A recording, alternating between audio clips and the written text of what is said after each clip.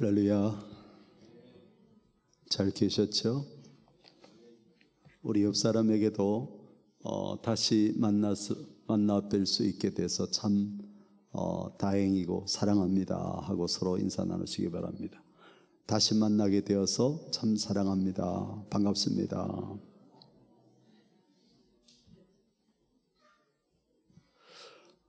오늘 설교 부탁을 받고 기도하면서 하나님께서 주셨던 본문은 오늘 본문 사무엘하 6장 6절로 11절 말씀이 되겠습니다.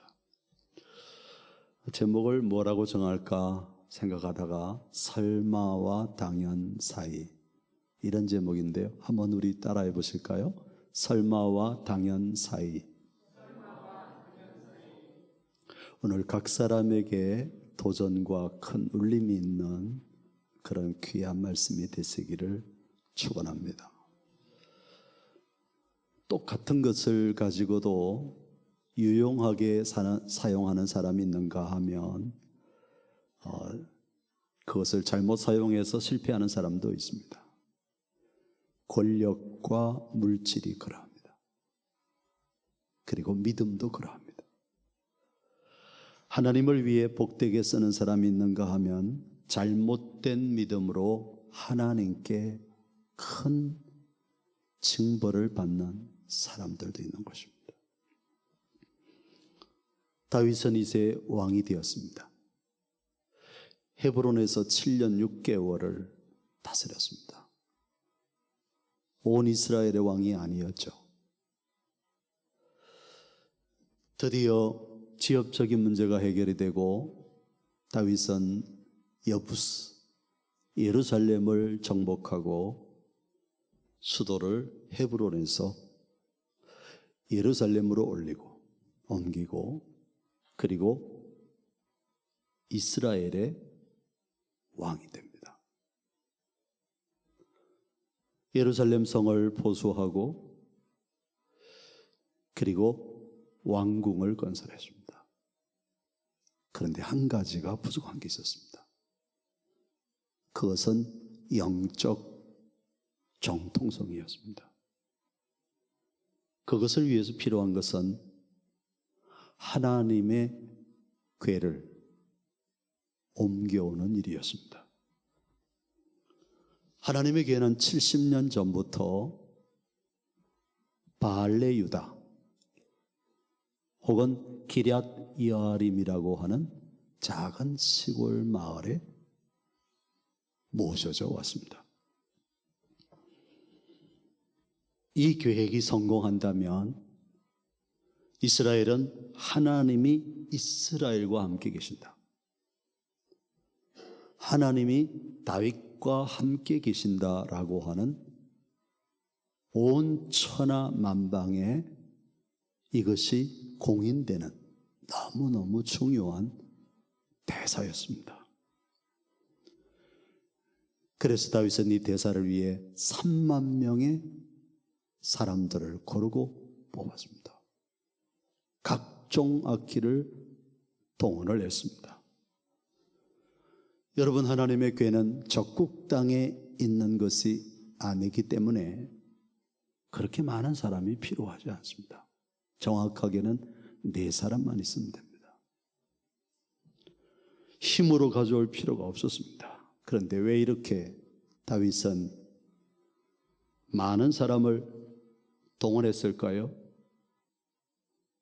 다윗은 여호와의 궤, 하나님의 궤를 초라하게 모시고 싶지 않았습니다.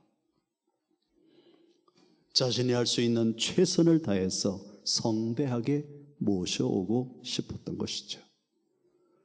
다윗 자신도 직접 연주하면서 장엄한 세리머니를 하면서 예루살렘으로 모셔오고 있습니다. 그런데 그 과정에서 뜻밖의 사건이 터졌습니다. 오늘 보면 6절 7절을 같이 읽겠습니다. 그들이 나곤의 다장마당에 이르러서는 소들이 뛰므로 우사가 손을 들어 하나님의 궤를 붙들었더니 여호와 하나님이 우사가 잘못함으로 말미암아 진노하사 그를 그곳에서 치시니 그가 거기 하나님의 궤 곁에서 죽으니라. 우사가 죽는 일이 벌어졌습니다. 정말 어처구니 없는 일입니다. 너무나 즐거운, 너무나 감동스러운 그 시간에 그 누구도 예측할 수 없었던 사건이 벌어졌던 것입니다. 사건의 전말은 낙원의 타작마당에 이르자 소들이 무엇을 보았는지 놀라서 펄쩍펄쩍 뛰게 됐습니다. 그러자 그들이 끄는 수레도 흔들렸고 그 찰나에 여호와의 궤, 하나님의 궤가 떨어질 찰나였습니다. 우사는 반사적으로 떨어지려고 하는 여호와의 궤를 붙잡다가 그것이 하나님 앞에 큰 죄가 되어 그 자리에서 죽으니라 라고 했습니다. 여러분, 이런 돌발적인 사태가 생길 때 우리는 이런 질문을 던집니다. 왜 이런 일이 벌어지는가? 하나님은 왜 이런 일을 허락하시는가? 어떻게 이 좋은 날에 이런 일이 있을 수 있다는 말인가? 다윗은 정말 잘해보고 싶었습니다. 그래서 최선을 다해 준비했고 수많은 사람들을 동원했고 오케스트라를 동원했습니다. 새 수레까지 만들었고 그리고 소들에 의해서 이 여호와의 궤가 운반되고 있었던 것입니다. 여러분, 우리도 살다가 이런 때가 있죠. 잘 해보려고 했는데, 잘 믿어보려고 했는데, 그런데 뜻밖의 참사가 내 인생에 터집니다. 흔들리기 시작합니다. 우리 믿는 사람들 마음속에 생기는 솔직한 반응은 실망과 분노입니다. 하나님을 향한 분노. 하나님, 당신은 어디에 계셨습니까? 하나님, 저의 마음을 이렇게, 저의 정성을 이렇게 몰라준다는 말입니까? 하나님은 어떤 분이십니까? 하나님에 대해 분노하고 하나님에 대해 반항하는 이 주제는 가장 어려운 문제이고 어려운 주제가 아닐 수가 없습니다. 이럴 때 우리 성도는 어떻게 해야 할까요? 다윗을 통해 우리는 무엇을 배워야 할까요? 다윗은 너무나도 화가 나서 그곳을 베레스 우사라고 불렀습니다. 번역하면 하나님이 우사를 쳐 죽인 곳, 이런 뜻입니다. 하나님을 향한 분노를 그대로 표출하고 있습니다. 그는 적당하게 신앙으로 그 일을 덮어버리지 않았습니다. 여러분, 이해되지 않는 화가 나고 분노가 치밀 때 우리는 우리의 감정을 억누르지 마셔야 됩니다. 하나님은 한 번도 너희의 감정을 무조건 억누르야 된다, 절제해야 된다고 말씀하신 적이 없으십니다. 다윗은 이해하기 힘든 일을 당했을 때 하나님을 향한 실망과 섭섭함을 부정하지도 않았고 누르지도 않았습니다. 그리고 하나님은 이런 다윗을 책망하지도 않으셨고 심판하지도 않으셨습니다. 이를테면 우사가 당한 꼴을 보고도 너 나에게 도전하는 거야? 너도 우사처럼 죽고 싶어? 하나님은 그런 하나님이 아니십니다. 하나님은 다윗을 있는 그대로 받아주셨습니다. 하지만 가장 중요한 것은 다윗이 이런 분노를 표출했지만 결코 하나님을 떠나지 않았다고 하는 사실입니다. 감정은 분명히 지나가기 마련입니다. 그리고 감정이 거치고 나면 하나님이 다시 보이기 시작하고 하나님의 음성이 다시 우리에게 들려오기 시작하는 것입니다. 사실 하나님의 궤를 운반하는 총책은 우사와 아효였습니다. 70년 동안 하나님의 궤를 모셨던 아비나답의 아들이죠. 이 대사를 위해 새 수레를 만들었고 소들을 뽑아 운반을 맡겼습니다. 그런데 잘 생각해야 될 것은 그 방법은 70년 전 하나님을 알지 못하는 블레셋 이방인들이 썼던 똑같은 방법이었습니다. 바알유다는 예루살렘에서 북서쪽으로 13km 떨어진 산속 마을입니다. 아스팔트가 아닙니다. 잘 닦인 도로가 아닙니다. 구불구불, 그리고 오르막도 있고 내리막도 있는 13km는 결코 짧은 거리가 아닙니다. 어떻게 보면 그 긴 거리를 수레에 태워서 소들이 끄는 것은 굉장히 합리적인 생각입니다. 편리한 생각입니다. 하나님의 궤를 운반하는 법을 그가 몰랐을까요? 아니, 알았다면 아비나답을 거쳐 70년을 지내오면서 다음 세대에 이르러 영적으로 흐릿해졌을까요? 한 번도 그와 같은 퍼포먼스를 해본 일이 없죠.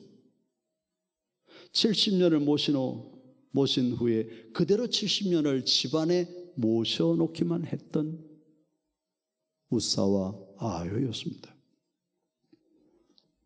이런 상황을 저는 설마라고 붙여보았습니다. 여러분, 설마가 사람 잡는다는 말이 있습니다. 대충 하지 뭐. 신앙생활 대충 하지 뭐. 설마 무슨 일이 있으려고.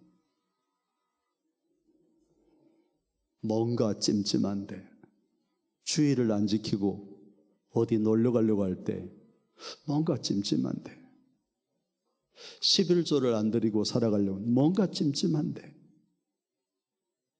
용서하지 않고 안갚음하고 복수하고 복수의 주먹을 겨누고 뭔가 찜찜한데 이거 해서는 안 되는데 하나님께서 뭔가 말씀하시고 계신데 화해하라고 말씀하시는데 그 죄를 갚으라고 서로 용서를 빌고 그렇게 하라고 우리에게 말씀하시는데 그런데 현실적으로는 내가 현명합니다. 현실적으로는 내가 하는 방식대로 내가 결정하는 방식대로 살아가야 손해보지 않고 이 세상에서 살아남는 길이라고 생각이 됩니다. 그럴 때 빠지기 쉬운 신앙의 유혹, 그게 설마입니다. 여러분 혹시 설마의 유혹에 빠지지 않습니까? 설마 무슨 일이 있으려고. 에이 설마. 여러분, 하나님을 섬기는 일은 두려운 일입니다. 내 식대로 생각해서는 안 됩니다. 하나님은 독생자 외아들을 우리 위해 내어주시면서 우리를 사셨습니다. 우리는 주님의 종입니다. 내 생각대로 내 고집대로 내 편의대로 살 수가 없는 것입니다. 또한 오늘 본문 10절을 보면 다윗이 여호와의 궤를 옮겨 다윗성 자기에게로 메어가기를 절개하지 아니하고 가드 사람 오벳 에돔의 집으로 메어간지라고 적고 있습니다. 여러분, 다윗은 이제 여호와를 두려워하여 한 발짝도 옮길 수가 없습니다. 여호와의 궤를 모셔가는 일을 중단시켰습니다. 다시 아비나답의 집으로 보낼 수는 없는 일입니다. 아무에게나 하나님의 길을 맡길 수는 없었던 것입니다. 신하들에게 물어서 가장 신뢰할 만한 사람, 가장 하나님과 가까이 지내고 있는 사람, 하나님과 동행하고 있는 사람, 여호와 율법궤를 모셔도 저주받지 않을 수 있는 사람, 그 사람을 찾았을 것입니다. 수소문하예요. 그런데 그 사람이 오벳 에돔이었습니다. 성씨가 오시네. 우리 행보한교회는 오씨가 없는 것 같은데 누가 있나요?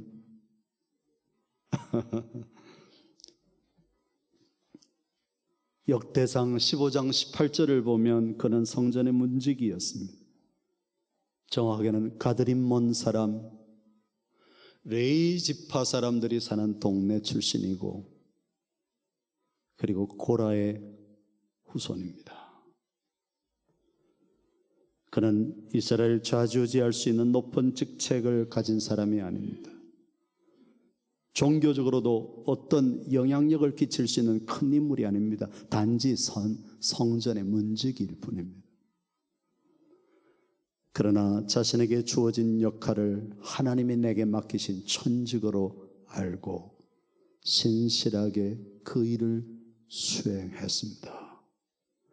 성전에서 제사를 집례하는 제사장과 성전의 창고를 관리하는 중요한 직책을 맡은 사람들과 자신을 비교하면서 자신의 신세를 한탄하거나 불평하지 않았습니다. 남들이 보기에는 하찮은 성전 문지기 직책일지 모르지만 그것은 하나님이 내게 내리신 천직이었습니다. 그의 믿음과 성실함은 많은 사람에게 인정을 받았고 칭찬을 받았습니다. 그러기에 하나님의 궤가 멈춰선 모두가 두려워하여 손사래를 치고 있는 그 상황에서 유일하게 한 사람, 선택받은 한 사람이 오벳에돔이었습니다. 여러분, 우사가 즉사하는 모습을 보았거나 들었는데 그 하나님의 궤를 우리 집에 모셔야 된다고 하면 제가 그렇게 하겠습니다 라고 흔쾌히 받아들일 사람이 누가 있겠습니까? 그는 매우 평범한 사람이었지만 하나님을 위해서는 비범한 성도였습니다. 맡은 직책은 성전 문지기일 뿐이었지만 그의 믿음의 거기는 어떤 제사장도 따라올 수가 없는 영성을 갖고 있었습니다. 그것이 오벳에돔이 복을 받은 비결입니다. 11절을 같이 읽겠습니다.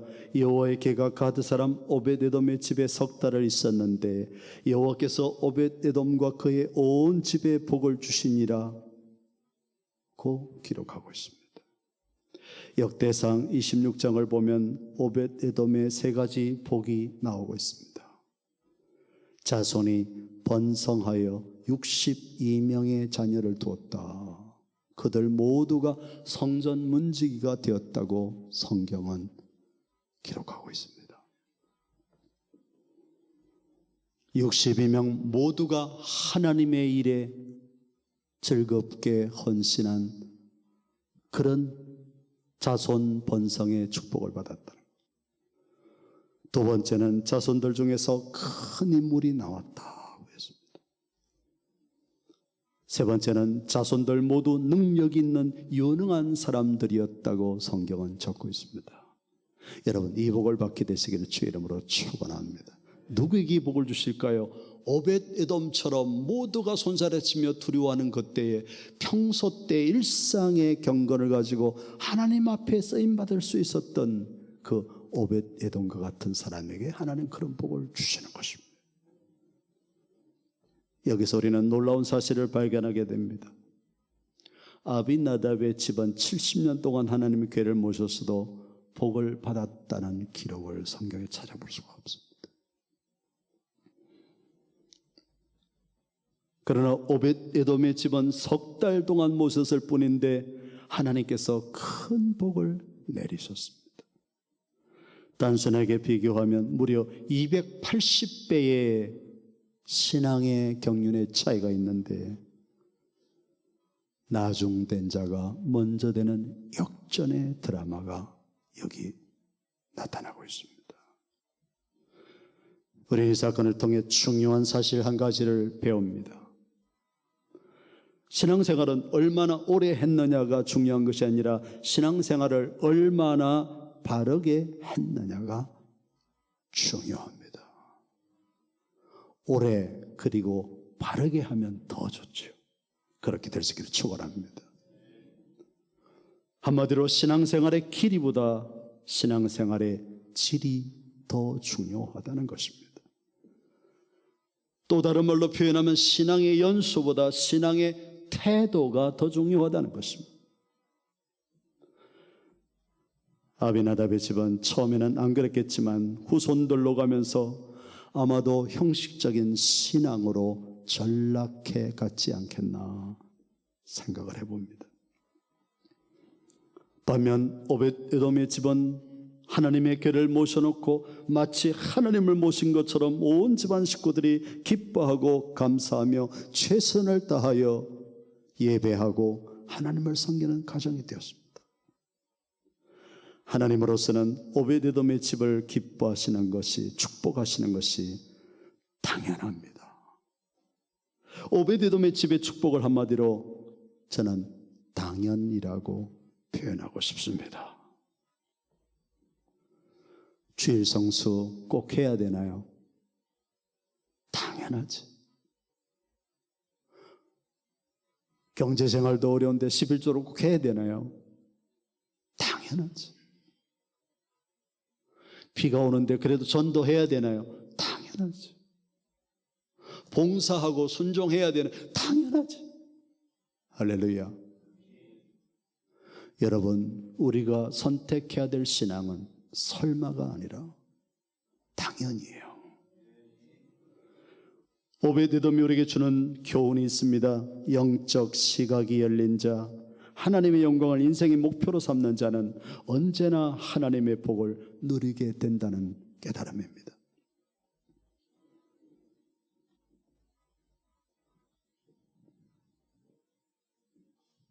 오벳에돔은 다른 사람과 영적 시각이 달랐습니다. 여러분, 영적 시각이 달라야 남들은 다 두려워서 손살에 치는 그 일을 나는 흔쾌히 받아들여 하나님을 모시고 하나님께 순종할 수가 있는 것입니다. 기쁨의 헌신, 자발적인 헌신은 영적 시각이 열린 사람만이 할 수가 있습니다. 또한 오벳에돔은 다윗 왕이 석 달 후에 예루살렘으로 하나님의 궤를 운반해 갈 때 그 하나님의 궤를 쫓아 예루살렘으로 이사해 가서 살았다고 합니다.